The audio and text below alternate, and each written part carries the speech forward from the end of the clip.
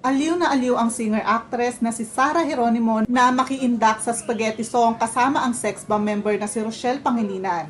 Sa Instagram ni Rochelle, ibinahagi niya ang video na kuha ng asawa niyang si Arthur, na kung saan naman nagsasayaw sila ni Sarah G.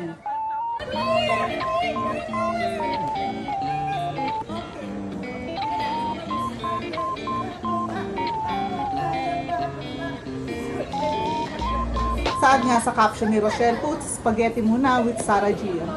Sinabayan pa nga sila ng chikiting ni Rochelle sa pagsasayaw. Napakomment tuloy ang mga netizens. Narito ang ilan sa kanilang mga komento.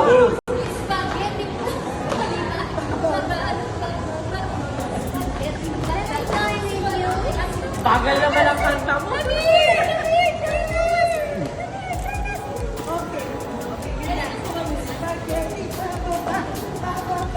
Nagkita ang dalawa sa concert ng American singer na si Janet Jackson na Together Again na ginanap naman sa Araneta Coliseum.